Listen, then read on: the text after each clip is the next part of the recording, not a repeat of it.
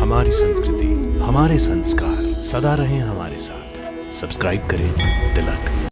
हनुमान, तुम सेवक नहीं, भरत समान मेरे भाई हो। मुझे विश्वास हो रहा है कि तुम वैदेही तक अवश्य पहुंचोगे।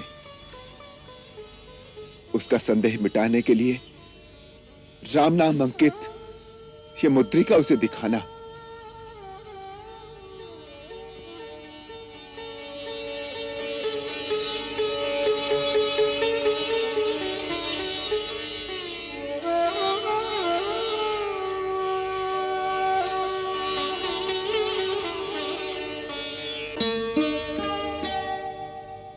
सीता को विश्वास हो जाएगा कि तुम मेरे पास से आए हो, मेरे प्रिय आत्मीय जन हो। वो अपना संदेह संकोच त्याग कर तुमसे अपने मन की बात कह सकेगी। हनुमान, उससे कहना, जब से वैदेही बिछुड़ी है, उसके वियोग की व्यथा में व्याकुल राम की यह देह भी प्राणहीन के समान हो गई है। अपना अथाह अलौकिक अपार बल, दैवी शक्ति तुम्हारे भौतिक माता पिता केसरी और अंजना अवश्य हैं, परंतु तुम कैलाशनाथ भगवान शंकर के 11वें रुद्र हो। वायु का तीव्र वेग तुम्हारे अंग अंग में समाया है। हे केसरी नंदन, इसी कारण संसार तुम्हें शंकर सुवन और पवन पुत्र कहकर पुकारता है। हे हनुमान, तुम्हें तो ये भी याद नहीं होगा कि तुम्हारा हनुमान नाम कैसे विख्यात हुआ। दुहाई है हनुमान जी, दुहाई है। क्या हुआ कुमार अंगद? श्री लक्ष्मण किष्किंधा में प्रवेश कर चुके हैं। तो इसमें इतना घबराने की क्या बात है? घबराने की बात यह है कि वो अति क्रोध में है। ऐसा लगता है कि मानो किसी ज्वालामुखी का लावा बढ़ता चला आ रहा है। उनकी फुंकार से जैसे आग निकल रही है। नगर के रक्षक सैनिक इधर उधर भाग रहे हैं। नगरवासी डर के मारे अपने अपने किवाड़ बंद करके घरों में घुस गए हैं। वो सीधे राजमहल की ओर बढ़ रहे हैं। जो आशंका थी वो संकट सामने आ ही गया। अब क्या होगा हनुमंत? लक्ष्मण के क्रोध से भूमंडल कांपता है। किष्किंधा किस गिनती में है? कुछ उपाय करो हनुमंत, कहीं सीधे महाराज सुग्रीव ही इस ज्वालामुखी की लपेट में ना जाएं। हाँ, मुझे एक उपाय सूझ रहा है। वो उपाय तो बताओ। लक्ष्मण के महाराज सुग्रीव तक पहुंचने से पहले पिछले द्वार से जाकर मैं सबको सावधान करता हूं। विस्फोट हो उससे पहले महारानी तारा को लक्ष्मण जी के सम्मुख समझाने बुझाने शांत करने के लिए भेज देता हूं, क्योंकि लक्ष्मण जी नारी पर क्रोध नहीं करेंगे। बस इसी शिष्टाचार में कोप अग्नि का प्रज्वलित ज्वालामुखी धीरे धीरे शांत हो जाएगा। अति सुंदर हनुमंत, सचमुच तुम बुद्धिमानों में सर्वश्रेष्ठ हो। अब देर न करो, जाओ। अंगद, तुम जाकर राजकुमार लक्ष्मण को थोड़ी देर के लिए शिष्टाचार की बातों में रोको।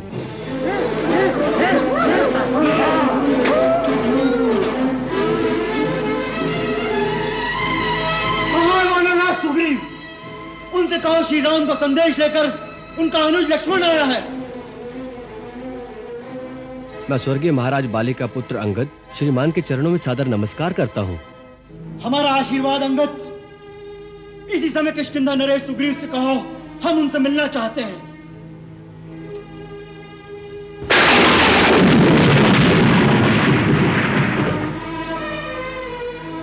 आज्ञा का पालन होगा आर्य श्रेष्ठ। सुबाहु सुकेतु, आर्य श्रेष्ठ लक्ष्मण जी को अतिथि कक्ष में ले जाकर आदर सत्कार के साथ आवभगत करो। कुमार अंगद, समय नष्ट न करो। हम यहाँ अपना आदर सत्कार कराने नहीं आए हैं। हम यहाँ महाराज सुग्रीव से मिलने आए हैं। उनसे हम इसी वक्त मिलना चाहते हैं। इस समय आपको ही संभालना पड़ेगा, नहीं तो अनर्थ हो जाएगा। लक्ष्मण के कोप को शांत करना शेषनाग को वश में करने वाली बात है। इस समय किष्किंधा के कल्याण का सबसे अधिक आप पर उत्तरदायित्व है, क्योंकि सारा वानर साम्राज्य महाराज सुग्रीव से अधिक आप ही के विवेक पर विश्वास करता है। महारानी तारा, इस समय महाराज की रक्षा कीजिए। महाराज की जय हो। क्या बात है? राजकुमार लक्ष्मण राजमहल में पधारे हैं। सुना है वो बहुत क्रोधित है। सब सैनिक इधर उधर भाग रहे हैं। वो आपसे मिलना चाहते हैं।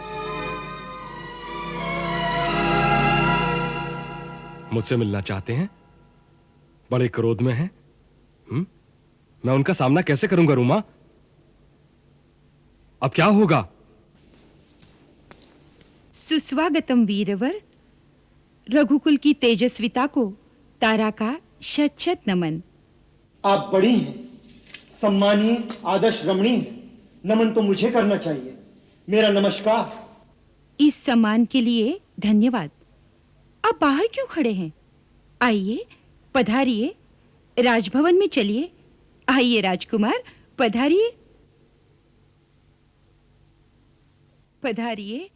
आपके आगमन से किष्किंधा नगरी का राजमहल ही नहीं, सारी धरती पावन हो गई है। विराजमान होइए। हम अपने पूज्यवर भैया श्री रामचंद्र जी के दूत बनकर आए हैं। हम महाराज सुग्रीव से इसी समय मिलना चाहते हैं। अवश्य, परंतु पद की थकान उतारिए, शांत चित्त हो जाइए। हनुमान, सुग्रीव सभी आपकी सेवा में उपस्थित हो जाएंगे। कजरी जी। महारानी जी, चरणों में अर्घ्य देने के लिए जल लाओ। नहीं महादेवी, इस आडंबर की कोई आवश्यकता नहीं। जिस विनम्र चतुराई से आप हमें बहलाने का प्रयास कर रही हैं, हम उसकी सराहना करते हैं।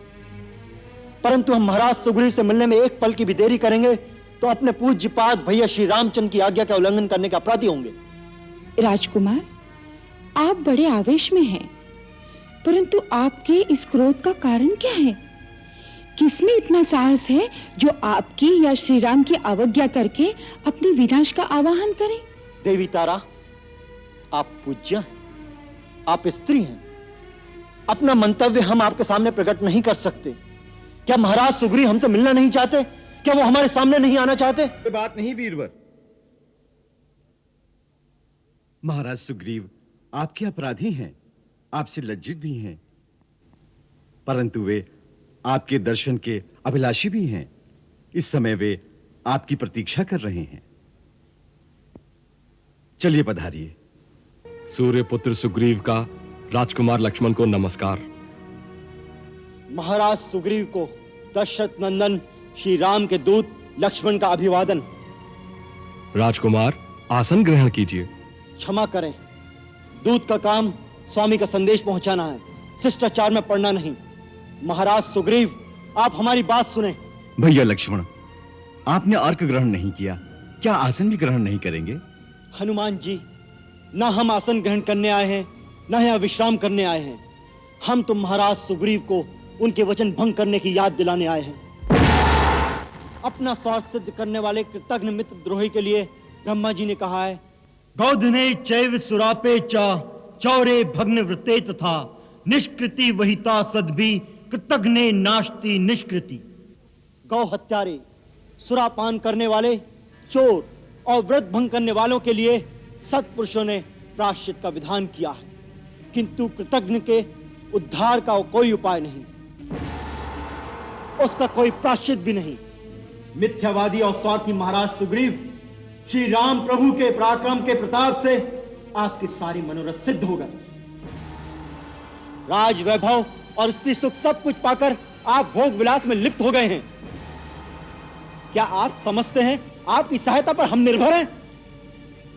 न भूलिए वानर राज कि जो अमोघ बाण पृथ्वी के सबसे महाबली पराक्रमी बाली को सुरपुर भेज सकता था, वो बाण श्री रामचंद्र के तुनीर में अब भी है। और जिस मार्ग से बाली परलोक गया है, वो मार्ग आज भी बंद नहीं हुआ।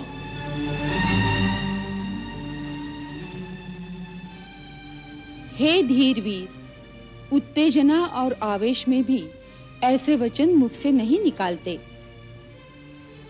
कुमार लक्ष्मण, एक मित्र और एक राजा के लिए ऐसा अनुचित कठोर वचन उचित नहीं। विशेषतः आप जैसे उदार विचार वाले मनस्वी और बुद्धिमान दूत के मुख से। और वानर राज सुग्रीव ने जो किया वो उचित है क्या? नहीं, उचित नहीं है, सर्वथा अनुचित है तात, इसमें संदेह नहीं। परंतु वानर राज सुग्रीव न कृतघ्न है, न शठ हैं, और न ही मिथ्यावादी हैं। इन्होंने श्री राम प्रभु के द्वारा किए गए उपकार को भुलाया भी नहीं और न मित्रता के वचन को भंग किया है। महाबाहो, सुग्रीव जी ने घोर दुख उठाए थे, इसीलिए राज्य वैभव के विलास में इन्हें समय का ज्ञान नहीं रहा। इतना अपराध अवश्य हुआ है। यथार्थवाद को जानकर ही क्रोध करना चाहिए। आप विश्वास कीजिए राजकुमार, श्री रामचंद्र जी का कार्य करने के लिए महाराज सुग्रीव पूरी तरह से सतर्क सचेष्ट हैं। उसके लिए धन धान्य, किष्किंधा का राज्य, अपना सारा परिवार छोड़ने के लिए वो एक पल के लिए भी विलंब नहीं करेंगे।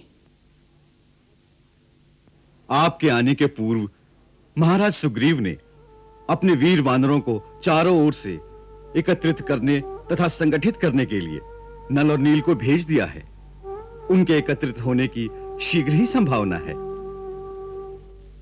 फिर रघुनाथ श्री रामचंद्र जी के चरणों में पहुंचकर आगे की योजना बनाने का विचार हम कर ही रहे थे कि आप आ गए। क्या ये सब कुछ हो रहा था? हाँ राजकुमार लक्ष्मण।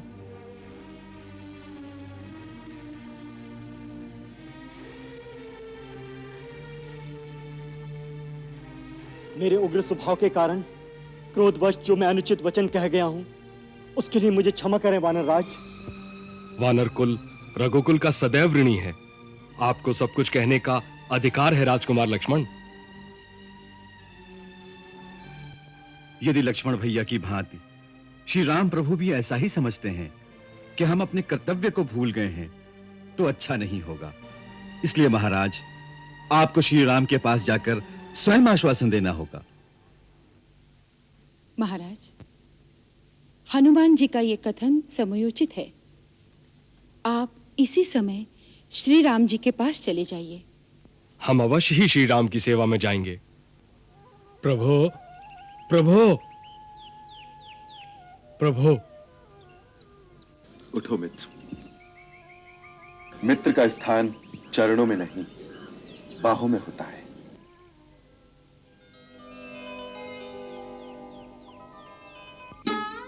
मैं तो अपराधी हूं आपका कृपा सिंधु। मैं कुटिल, खलुकामी, माया मोह में ठगा गया। मित्रता का धर्म भी भुला बैठा। आखिर पशुवृत्ति वाला चंचल चित्त वानर ही हूं ना मैं। परंतु विश्वास कीजिए, सत्ता के मद, वासना मोह के भंवर जाल में लिप्त होकर भी मैं अपनी प्रतिज्ञा को नहीं भूला था। मेरे ऊपर संदेह न करें मित्रवत्सल। प्रभु, प्रभु, हनुमंत मेरे साक्षी हैं। मित्रता में संदेह नहीं किया जाता, केवल अभिन्न भाव रखकर विश्वास किया जाता है। धर्म और कर्तव्य के पथ पर दृढ़ रहने वाले के पग भी कभी भटक जाते हैं, परंतु आत्मचेतना सुप्त नहीं होती। वृक्ष की शाख पर ऊंघते हुए मनुष्य के समान हल्का सा झोंका भी उसे सचेत, जागृत, सावधान कर सकता है। मां बाहो, मेरी समझ श्री आपकी कृपा से प्राप्त हुई है। निराशा के घोर अंधकार में खोए हुए सुग्रीव के अस्तित्व को नई आभा प्रदान करने वाले करुणा निधान तो आप ही हैं। सुग्रीव आपका गढ़ा खिलौना है प्रभु। प्रभु, प्रमादवश विलंब अवश्य हो गया, परंतु ये सत्य नहीं कि महाराज को अपना वचन याद नहीं रहा। किष्किंधापति ने चारों ओर अपने दूत भेजकर वानर यूथपतियों को बुला भेजा है। चारों दिशाओं से अपार वानर सेनाएं शीघ्र ही यहां पहुंचने वाली हैं। किष्किंधा नरेश की जय, महाराजा सुग्रीव की जय, श्री रामचंद्र जी की जय, किष्किंधा नरेश की जय, श्री राम सुग्रीव मित्रता अमर रहे। चिरंजीवी हो कुमार अंगद। महाराज, आपकी आज्ञा अनुसार किष्किंधा के चतुर, प्रवीण, शीघ्रगामी चपल वानर दूत चारों दिशाओं में बिखरी वानर शक्ति को एकत्रित करके लाए हैं। तल बल के साथ वानर सरदार शतवली, लंगूर जाति के नायक गवाक्ष, रीक सेना के साथ ऋषि श्रेष्ठ गजवंत, परम पराक्रमी यूथपति गंधमादन, सब आ गए हैं। बजरंग बली के पूज्य पिता श्रीमान केसरी जी भी पधारे हैं। क्या पिताश्री भी आए हैं? हनुमंत, अपने पिताश्री का स्वागत करो, अभिवंदन करो उन्हें, जाकर जाओ। सादर नमस्कार प्रभु, नमस्कार।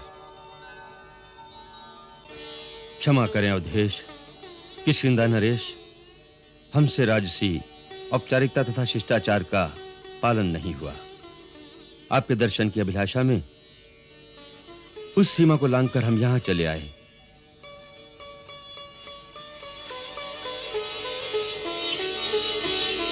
रघुकुल तिलक, कृपा सिंधु रघुवीर, दर्शन की प्यास ने अधीर कर दिया हमें। वानर श्रेष्ठ केसरी, कहां है राज्य? कौन सा राजा? प्रकृति के खुले प्रांगण में हम सब समान हैं। हनुमंत, अपने पिताश्री का अभिनंदन करो। तुम्हारे वात्सल्य ने ही इन्हें इतना आतुर बना दिया है। पिताश्री, पिताश्री।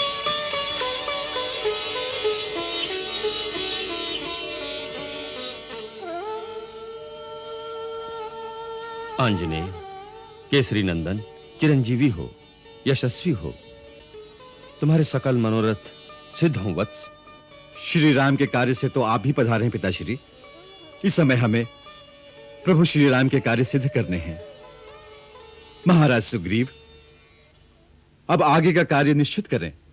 किस प्रकार सीता माता की खोज के अभियान का श्री गणेश किया जाए। आज्ञा करें प्रभु। मित्र, कर्ता भी तुम ही हो, कारक भी तुम ही हो। यहां इतने बुद्धिशाली, बलशाली, शौर्यवान एकत्रित हुए हैं। आप सब विचार कर मेरे हित का साधन करेंगे। अंगद, प्रश्रवण गिरी की घाटी में जाकर सभा का आयोजन करो वत्स। इसी क्षण वहीं सब निर्णय ले लिया जाएगा। जो आज्ञा महाराज। वीरवर वानर श्रेष्ठ, दिशा दिशाओं से आए समस्त योद्धा युद्धपति, उपस्थित बलवीर वानर दल, किष्किंधा का सेवक सुग्रीव, प्रश्रवण गिरी के इस प्रांगण में आप सबका अभिनंदन करता है। हम सब यहां किस अभिप्राय से एकत्रित हुए हैं उसका पूरा विवरण किष्किंधा के मंत्रीवर श्री हनुमान, आदरणीय जामवंत, सेनापति नल नील, युवराज अंगद आप सबको दे चुके हैं। आर्य श्रेष्ठ श्री रामचंद्र जी से वानर समाज की मित्रता, कोई राजनीतिक संबंध नहीं। ये दो सभ्यताओं का, दो संस्कृतियों का, दो भिन्न भिन्न समाजों का अपूर्व संगम है, जो युग युगांतर तक आने वाली पीढ़ियां स्मरण करेंगी।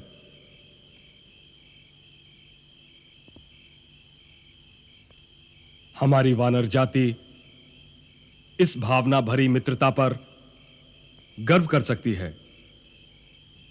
सत्यव्रती राघवेंद्र, श्री राम ने मित्रता के पुनीत बंधन में बंधते ही मित्र धर्म को निभा दिया है, अपना वचन पालन कर दिया है।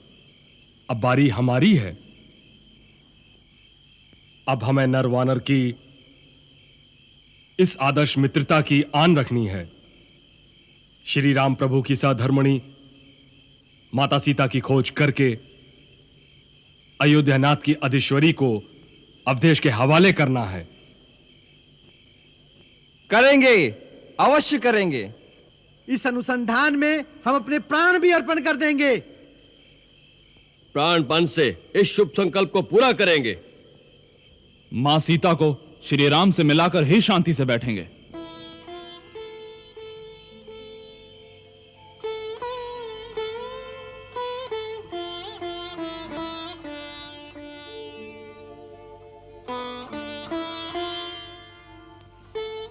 मेरे परम स्नेही प्रिय बंधुओं, इस कार्य को सिद्ध करने में न तो मैं समर्थ हूं और न लक्ष्मण। इस कार्य की सिद्धि आप सबके हाथों में है। आपका प्रेम, आपका सहयोग और मेरे कार्य को सिद्ध करने की आतुरता देखकर मैं आत्मविभोर हो उठा हूं। मेरे कार्य का भार आप सबने उठा लिया है। मुझे निश्चय हो गया है कि मेरी सीता अब मुझसे दूर नहीं है। यदि विदेह कुमारी अभी तक इस संसार में जीवित है तो उसके आने में अब कोई देर नहीं है। प्रभु, विदेह कुमारी सीता माता सदैव सुरक्षित होंगी, इसमें संदेह नहीं। हाँ भ्राता हनुमान, आपका अनुमान मात्र नहीं, यह अटल सत्य है। माता सीता अपनी पवित्रता, अपने सत्य धर्म के साथ सुरक्षित हैं।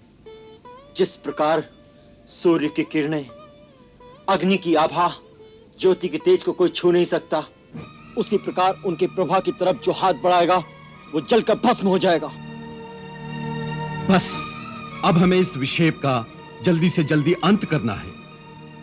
सूर्य से तेज, दीप से ज्योति के समान सीता माता और श्री राम प्रभु की युगल मूर्ति के एक साथ दर्शन करके जीवन सफल करना है।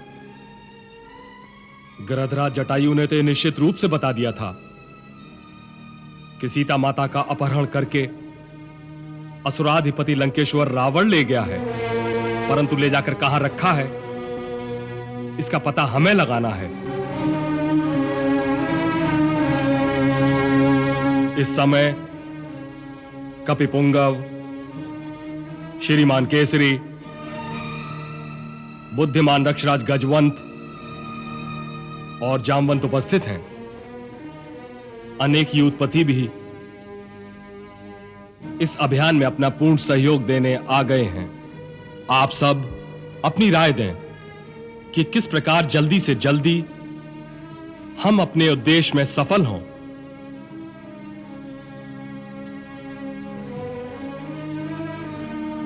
किष्किंधा नरेश, आप हम वानरों के राजा हैं। जिस प्रकार आप संचालन करेंगे, हम समस्त वानर जाति उसका पूर्ण निश्चय के साथ पालन करेंगे। आप सबका सहयोग ही हमारी शक्ति है। इस शुभ संकल्प को पूरा करने के लिए हनुमान और जामवंत जी के साथ मिलकर हमने एक योजना बनाई है। उसके अनुसार चारों दिशाओं में हम दल बनाकर अनुसंधान करेंगे। किसी ना किसी दिशा का दल कार्य सिद्ध करके ही लौटेगा। इस अनुसंधान की अवधि हम 30 दिन रखते हैं। आप सबको स्वीकार है? स्वीकार है, स्वीकार है, स्वीकार है, स्वीकार है, स्वीकार है, स्वीकार है, स्वीकार है, स्वीकार है। सर्वप्रथम पूर्व दिशा की ओर जाने वाला वानर समूह यूथपति विनंत के नेतृत्व में गठित होगा।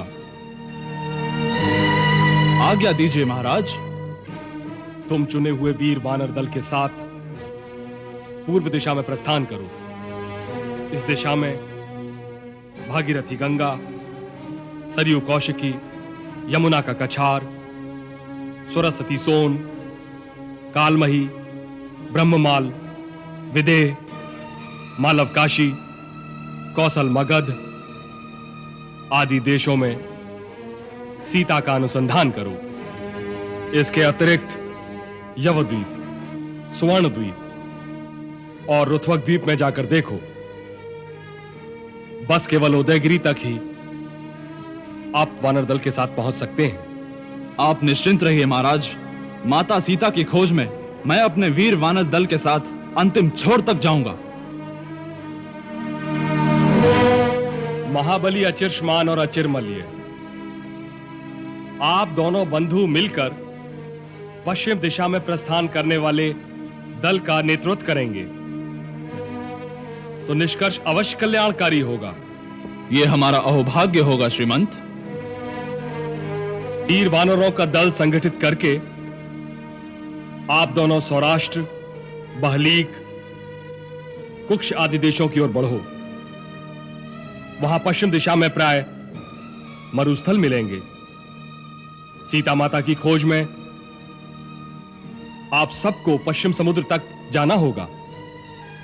सागर तट पर मौरवी पत्तन और जटापुर में देखते हुए सिंधु नदी और समुद्र संगम पर सोमगिरी नामक पर्वत है, जिसकी 100 चोटियां हैं। वहां बहुत बारीकी से छानबीन करना। उससे आगे प्राग ज्योतिष नामक नगरी है। दुष्टात्मा नरक नामक दानव रहता है उसमें। वहां की दुर्गम गुफाओं में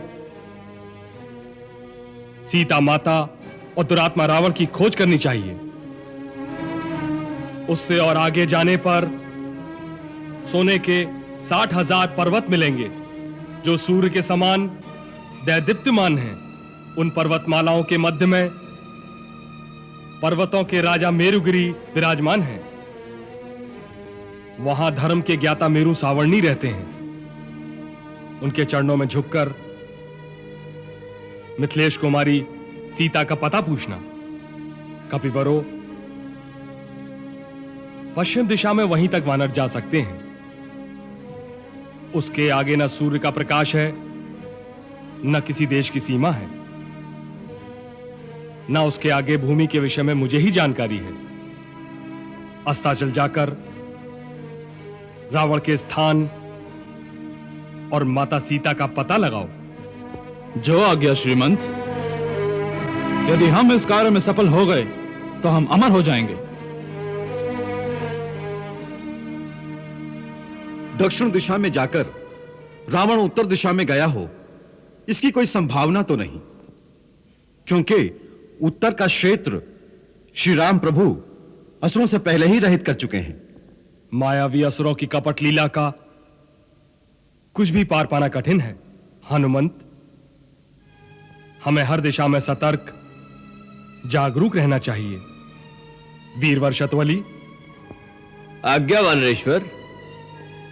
उत्तर दिशा में अनुसंधान का दायित्व हम आपको सौंपते हैं। यह हमारे लिए महान गौरव की बात होगी कपीश्वर। हम आज ही अपने वीर महारथियों के साथ उत्तर दिशा में कूच करते हैं। हमें सबसे अधिक ध्यान केंद्रित करना होगा दक्षिण दिशा में। दक्षिण दिशा में कूच करने वाले दल का प्रधान बनाते हैं युवराज अंगद को। मुझे? हाँ, तुम्हें। मेरे धन्य भाग। तुम्हें सहयोग देंगे मेरे व्यक्तिगत विश्वास पात्र पवन पुत्र हनुमान, ज्ञानवान बुद्धि निधान ब्रह्मा जी के परम पराक्रमी पुत्र जामवंत,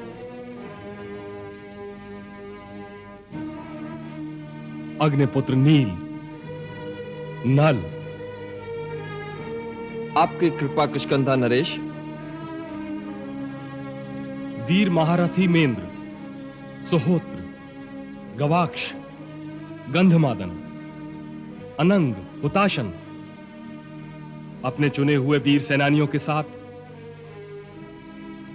आप अंगद के नेतृत्व में आप सब आंध्र, कर्नाटक, पौंड्र, चोल, पांड्य और केरल प्रदेश में खोज करेंगे। कावेरी नदी के किनारे होते हुए महानदी ताम्रपर्णी को पार करना। जो आज्ञा काका। हनुमंत, जामवंत, सागर के बीच अगस्त मुनि के द्वारा स्थापित महेंद्रगिरी के पर्वत से तो तुम परिचित हो ही। हां, प्रत्येक पर्व के दिन यहां इंद्र आया करते हैं। हां, हमने ऐसा सुना है। उसके सामने 400 कोस के विस्तार में एक द्वीप है, जहां मानव नहीं जा सकता है। वहीं अपनी सारी शक्ति लगाकर सीता माता को ढूंढने का विशेष प्रयत्न करना। किष्किंधा नरेश, संसार की कोई भी शक्ति अब हमारे पथ की बाधा नहीं बन सकती। हमारा जीवन मन वचन कर्म से श्री राम प्रभु की सेवा में अर्पण होगा। माता सीता का पता लेकर ही लौटेंगे। वो भी महाराज सुग्रीव के द्वारा दी गई 30 दिन की अवधि में। समस्त वानर उत्पत्ति अपना अपना दल संगठित करके सूर्योदय होते ही प्रस्थान करें।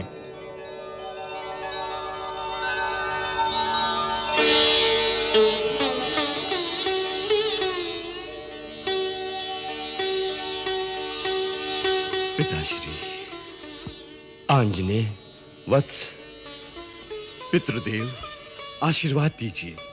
मेरा सारा जीवन प्रभु श्री राम के ही काम आ जाए। तेरा तो जन्म ही श्री राम की भक्ति के लिए हुआ है हनुमंत। वत्स, अंगद के साथ जाने से पहले श्री राम प्रभु के चरणों की धूल मस्तक से लगाकर इस पुनीत अनुसंधान का श्री गणेश करो वत्स। जो आज्ञा। अब मुझे भी आज्ञा दीजिए प्रभु।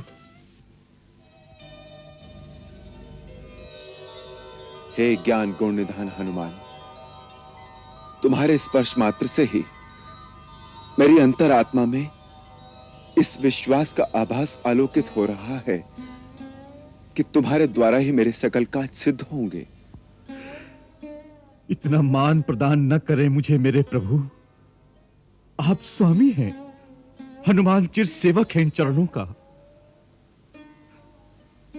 बस इतना वरदान दीजिए कृपा निधान कि हनुमान श्री राम प्रभु का भक्त बनकर सदा समर्थ रहे। हनुमान, तुम सेवक नहीं, भरत समान मेरे भाई हो। मुझे विश्वास हो रहा है कि तुम वैदेही तक अवश्य पहुंचोगे। उसका संदेह मिटाने के लिए राम नाम अंकित ये मुद्रिका उसे दिखाना।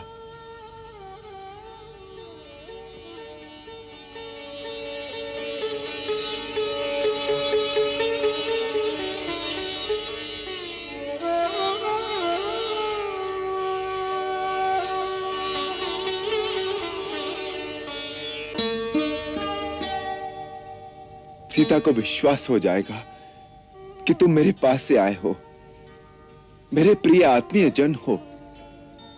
वो अपना संदेह संकोच त्याग कर तुमसे अपने मन की बात कह सकेगी। हनुमान, उससे कहना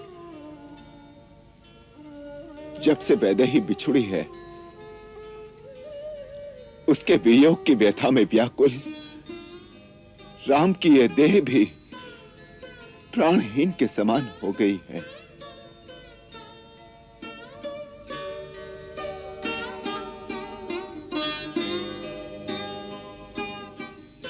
हनुमान, उससे कहना उसका पता पाने के बाद उसे लाने के लिए अब हम देर नहीं करेंगे। जाओ बजरंगबली, गौरी, गणेश, महेश तुम्हारे संकल्प सिद्ध करें और हम सबके मनोरथ पूरे करें। जय श्री राम। राजाज्ञा सर धार के कपिन किया प्रस्थान, जामवंत अंगद सहित दक्षिण गए हनुमान। खोजत खोजत प्राण कपिन के आए कंठ में, प्यास के मारे सिया न मिली सब खोजत खोजत हारी। ओ सिया न मिली सब खोजत खोजत हारी। वो देखो हनुमंत, उस गुफा के द्वार से कुछ जल पक्षी बाहर निकलते हुए दिखाई दे रहे हैं। अवश्य ही इस गुफा में जल मिलेगा। प्यासी व्याकुल अपनी सेना को भीतर ले चलें। युवराज अंगद, गुफा में प्रवेश की आज्ञा दो। सब सावधानी से गुफा के अंदर प्रवेश करें।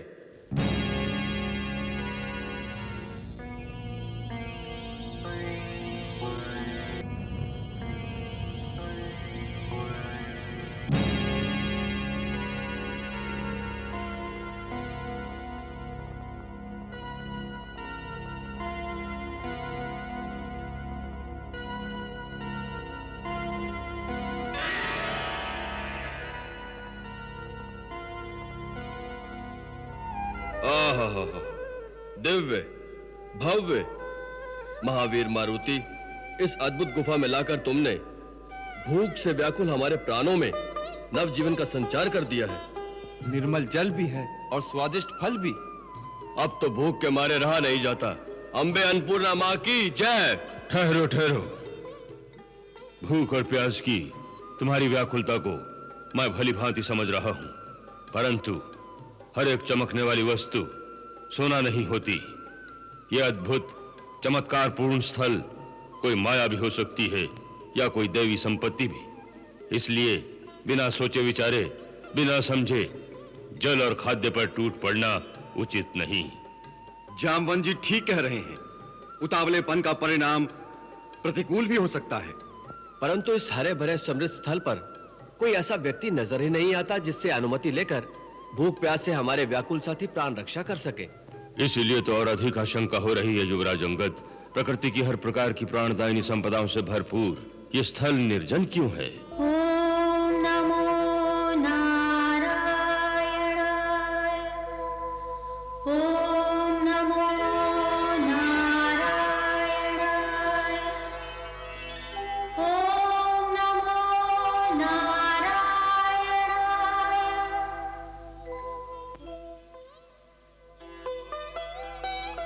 जामवंत जी, बजरंगबली जी, वो देखिए, यही यहाँ की स्वामिनी जान पड़ती है। संभव है यही सत्य हो।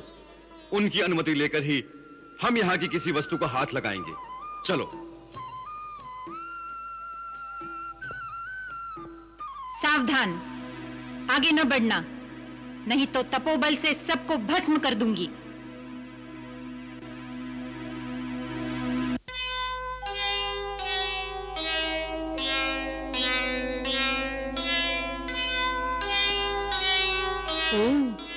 हनुमान, जामवंत,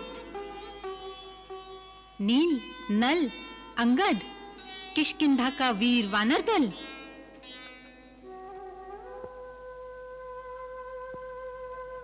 क्षुधा तृषा से अकुलाए यहां पर चले आए। महामानवी, घट घट व्यापिनी, हे तपस्विनी, आपने सत्य जान लिया। तपोबल से हमें पहचान भी लिया। हे महादेवी, अपना परिचय देने की कृपा करें। आप कौन हैं? भूतल में ये भव्य शस्य श्यामल विराट वेवर किसका है? हे धीर वीर वानर श्रेष्ठ, पहले अपने थके हारे वानर दल को यहाँ के स्वादिष्ट फल और निर्मल जल से भूख प्यास मिटाकर तृप्त हो लेने दीजिए। फिर हम एक दूसरे का वृतांत जान लेंगे। देवी, आपने तो हमारे बिना बताए ही सब कुछ जान लिया। प्रथम भोजनम। हे श्रेष्ठ वानर यूथ, मैं मेरु सावर्णी की कन्या स्वयं प्रभा, ब्रह्मा जी के वरदान से उत्पन्न इस मनोरम उपवन में आप सबका स्वागत करती हूँ।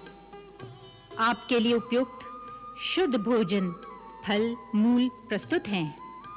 इनसे उदर पूर्ति करके आप सब तृप्त हो लें। सबको ले जाओ युवराज अंगद। चलो, हम सब भोजन करते हैं।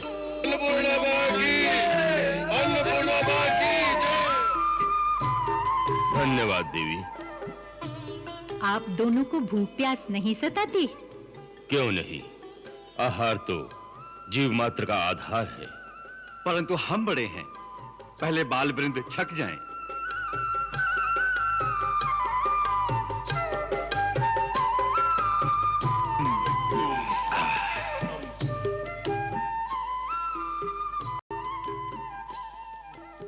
हे वानर श्रेष्ठ हनुमान, ऋक्षराज जामवंत, मेरा नाम स्वयं प्रभा।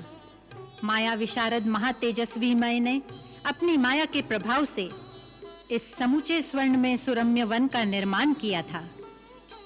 दानवराज में हेमा नाम की एक अप्सरा पर आसक्त हो गया। देवेश्वर इंद्र ने अपने वज्र से दानवराज में को मार भगाया। तत्पश्चात ब्रह्मा जी ने ये भूतल में स्थित दिव्य विवर हेमा को दे दिया। हेमा ने इस स्थान की रक्षा का भार मुझे सौंप दिया। इस दुर्गम स्थान पर आने का साहस कोई नहीं कर सकता और आने पर कोई जीवित नहीं लौट सकता। किंतु तुम्हारे आगमन का उद्देश्य अत्यंत उत्तम श्रेष्ठतम है। श्री राम प्रभु की सेवा करने वाले को कोई विघ्न बाधा आ ही नहीं सकती। फिर भी इतने दिनों से हम लोग दक्षिण दिशा में भटक रहे हैं, किंतु रावण के राज्य का कोई सूत्र नहीं मिल रहा।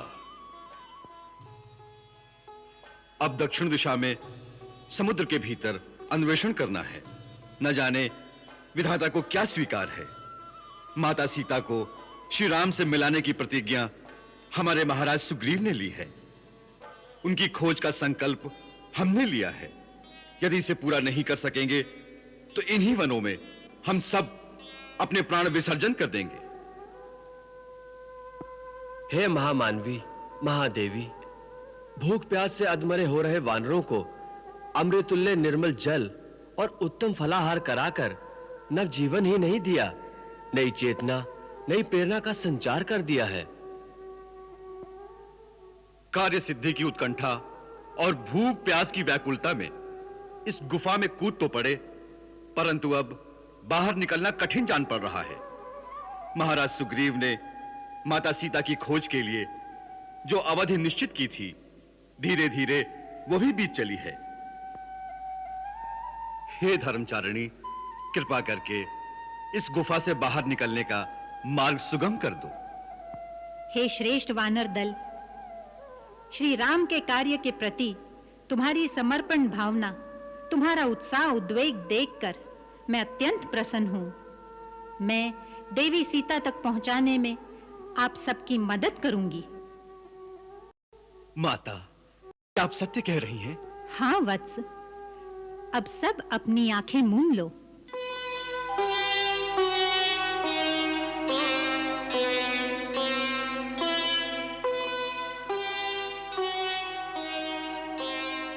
नयन खोलो वानर श्रेष्ठ।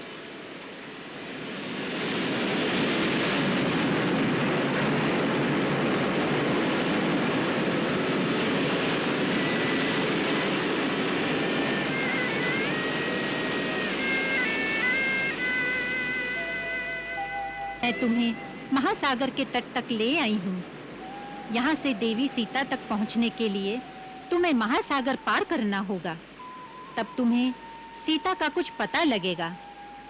भगवान तुम्हारा ये अभियान सफल करे। अब मुझे बद्रिकाश्रम जाना है। कल्याणमस्तु।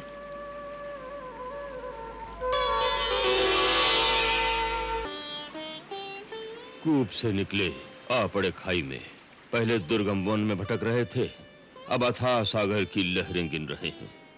लगता है सीता माता की सुध लेकर लौटने का यश विधाता ने हमारे भाग्य में नहीं लिखा है।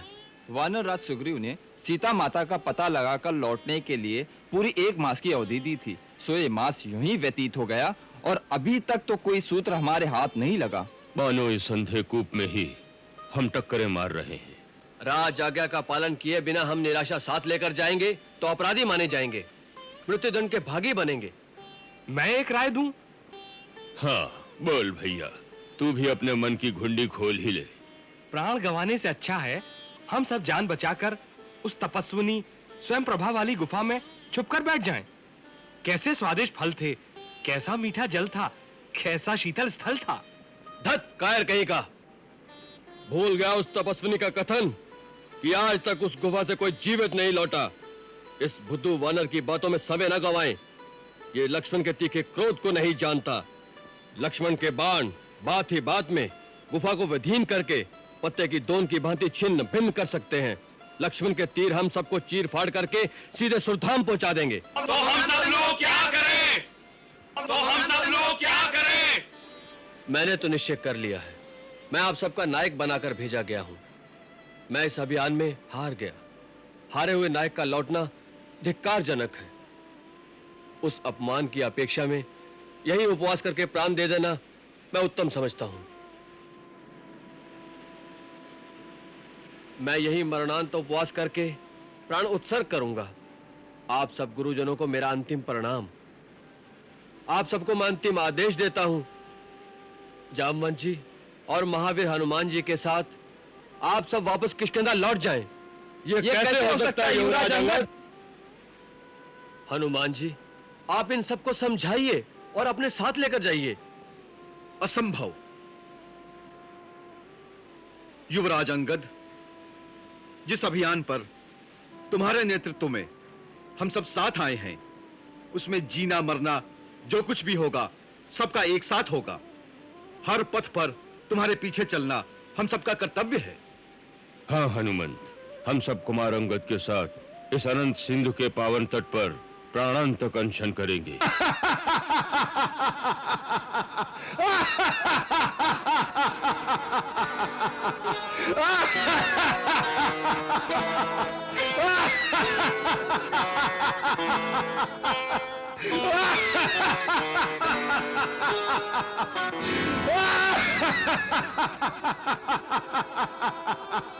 मरने को आए हो? कितने आनंद की बात है। मैं कब से भूखा बैठा हूँ।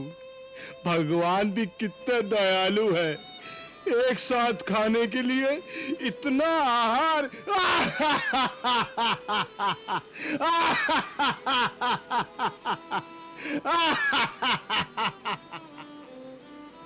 एक एक करके मरना मेरे भाई।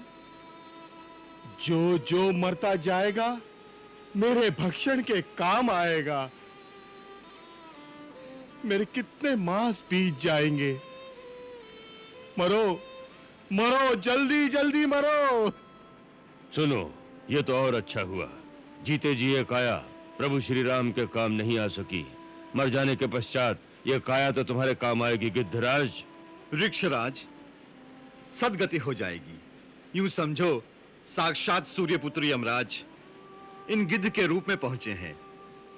नहीं तो इस सिंधु तट पर अपना कौन है? न मां न मां का जाया। अपनी काया को ठिकाने कौन लगाता?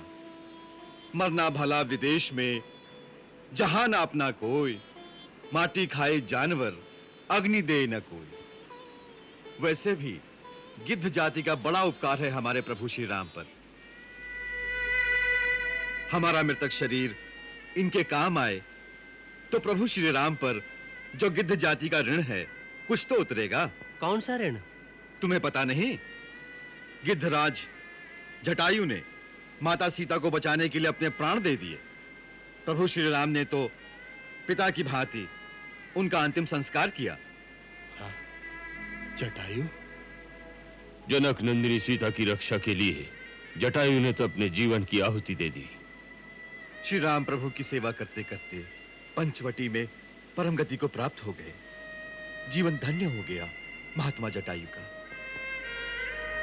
बार बार जटायु का नाम लेने वालों, कौन हो तुम? कौन हो तुम? मेरे पास आओ, मुझे बताओ सारी बात। जटायु तो मेरा छोटा भाई है, क्या हुआ उसे? डरो मत, निर्भय होकर मेरे पास आओ। दीर्घ काल बाद तुमने मेरे प्राण प्यारे भाई जटायु का नाम सुनाकर मुझे आत्मविभोर कर दिया है, परंतु चिंता से हृदय कंपायमान भी हो रहा है।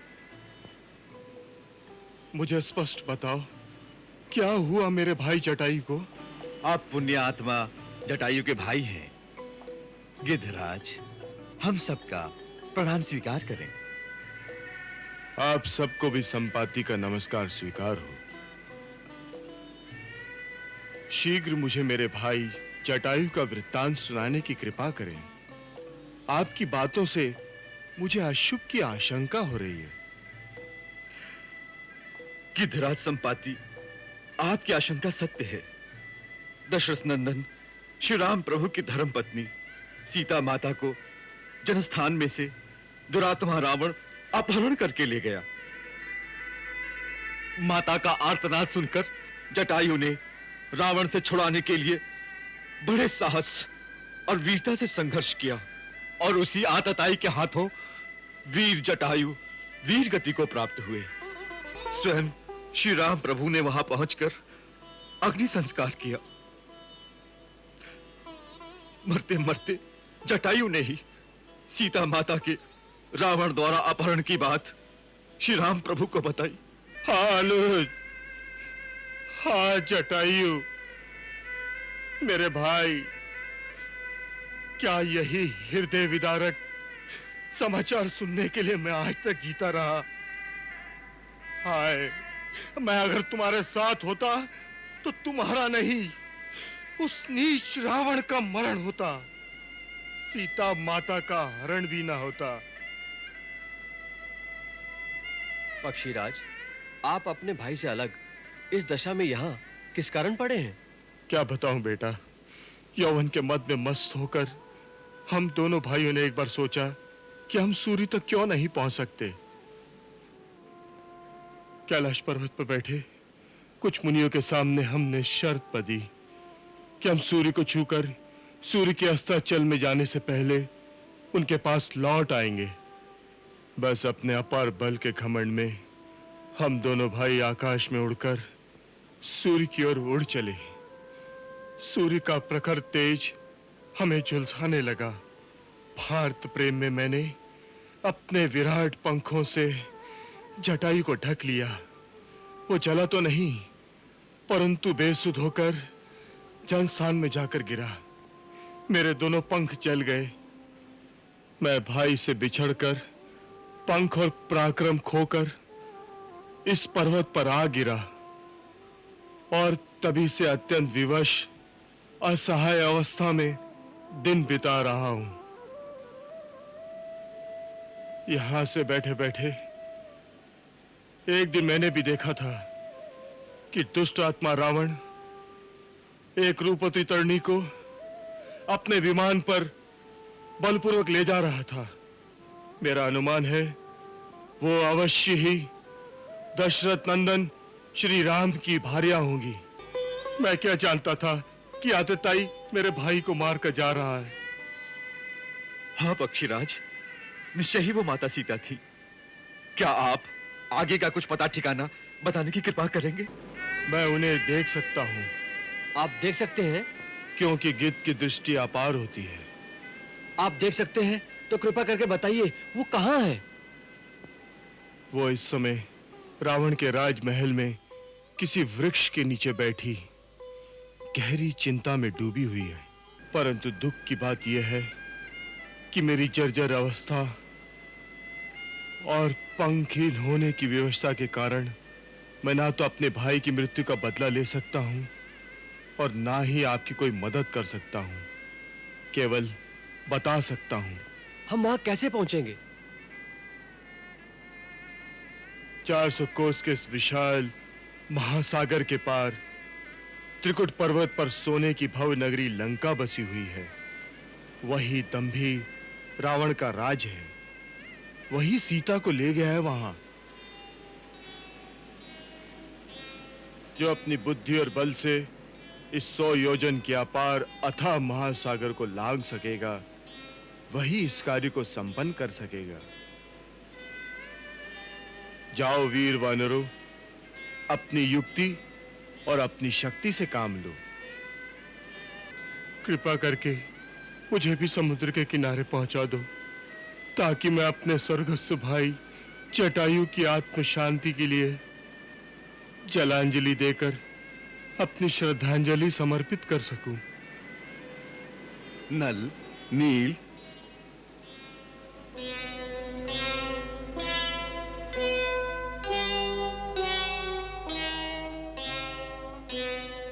आशा की किरण सागर पार जगमगा रही है और हम निराशा के अंधकार में असहाय होकर बैठे हैं। अभी तक तो रावण का पता लगाने में असमर्थ थे और जब ठिकाना मिल गया तो वहां पहुंचने में लाचार बैठे हैं। हताश तो हमें होना नहीं चाहिए। मेरे पिता महाबली बाली महाराज का कहना था, संसार में असंभव कुछ भी नहीं है, आकांक्षा होनी चाहिए। तुम में जो उत्साह है तुम्हारे योग्य है बाली कुमार। सेनापति का उत्साह ही सैन्य दल का बल होता है। तुम हमारे सेना नायक हो। हमें आज्ञा दो कि इस समय हम अपने इस अभियान में कैसे सफल होंगे। हमें क्या करना चाहिए? हे श्रेष्ठ, आप ज्येष्ठ हैं, बुद्धि का भंडार है। आप ही विचार कर इस कार्य की योजना बनाएं। इसमें योजना क्या, ये तो पता चल ही गया है कि माता सीता कहाँ है। अब तो कैसे भी उनके दर्शन करके सारा हाल जानकर श्री राम जी के पास जाकर उन्हें सारा हाल सुनाना है। यही तो प्रश्न है मेरे भाई कि कौन ये 400 कोस समुद्र को लांग पाएगा और सीता माता का पता लगा पाएगा। वास्तव में तुम सब में मैं सबसे ज्येष्ठ हूँ। मुझे स्वयं ही अग्रगामी होना चाहिए, परंतु अब वृद्धावस्था के कारण मेरे अंदर वो शक्ति नहीं रही। अन्यथा देवदानव समुद्र मंथन मैंने देखा है। उस समय मुझ में अपार बल था। जब भगवान वामन ने 3 पग नापने के लिए अपना पैर बढ़ाया था, उस समय मैंने पर्वत, वन, कानन सहित समूची पृथ्वी की 21 बार प्रदक्षिणा की थी। अब यदि मैं साहस भी करूं तो 90 योजन अर्थात 350 कोस तक तो पहुंच ही जाऊंगा, परंतु उससे तो काम बनेगा नहीं। महाप्राज्ञ जामवंत जी, हमारे होते आपको जाने की आवश्यकता नहीं है। मैं जाऊंगा, मैं 400 कोस लांग तो जाऊंगा, परंतु लौटने के विषय में संदेह है। नहीं युवराज, यह संभव नहीं। संदेह ना भी हो तो भी हम आपको जाने नहीं देंगे। आप सेना नायक हो हमारे, युवराज हो किष्किंधा के। आपके जीवन को संकट में नहीं डाला जा सकता। ये भी कैसी विडंबना है। साधन सामने है, फिर भी सिद्धि हमसे दूर है। किनारा सामने है और हम किम कर्तव्य विमूढ़ बने डूब रहे हैं। हताश न हो युवराज अंगद। मार्ग मिलने पर भी लक्ष्य सिद्ध न हो, ऐसा तो हो नहीं सकता।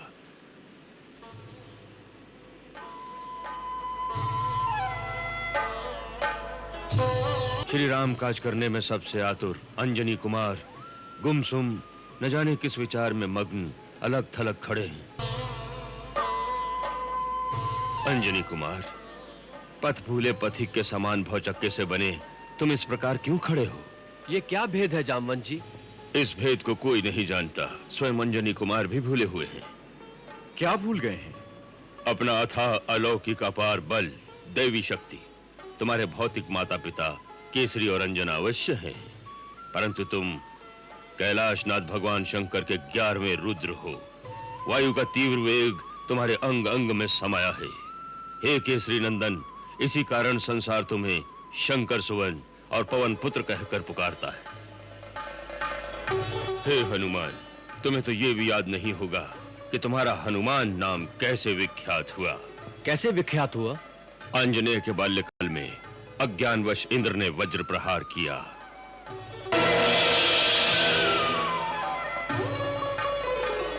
आंजनेय उदयगिरी पर जाकर गिरे। वज्र प्रहार से उनके हनु अर्थात ठोड़ी पर चोट लगी। इंद्र को अपनी भूल का भान हुआ। उन्होंने क्षमा मांगी। तब से तुम्हारा नाम हनुमान प्रख्यात हुआ। हे हनुमान, तुम श्रापवश अपनी अपार शक्ति को भूल गए हो। याद करो, देवताओं द्वारा दिए गए दिव्य तेज और अपरिमित बल तुम्हारे अंदर समाते नहीं थे। तब तुम ऋषि मुनियों को अपने नटखटपन से तंग किया करते थे।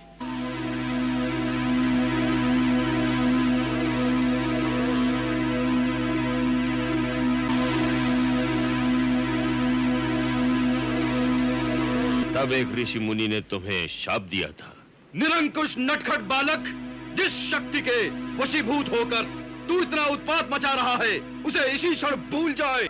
तुम्हारी माता अंजना मुनिवर के सामने गिड़गिड़ाई और क्षमा मांगी तो मुनींद्र ने शाप विमोचन का वही उपाय बताया कि शक्ति प्रयोग का सही अवसर आने पर जब कोई तुम्हारी विस्मृत शक्ति की याद दिलाएगा तो तुम्हें अपनी भूली शक्ति पुनः याद आ जाएगी।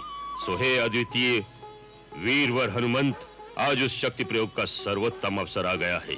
तुम अतुलित बलधाम हो, वानरराज सुग्रीव से बढ़कर बलवान हो, तेज और शौर्य में प्रभु श्री राम और लक्ष्मण के समान हो। तुम्हारे अंदर गरुड़ की शक्ति है, सूर्य की उज्ज्वलता है। हे ज्ञान गुण निधान, पुरुषार्थ के प्रतीक, हमारी समस्या का समाधान तुम ही हो और तुम ही इस प्रकार मौन धारण किए खड़े हो।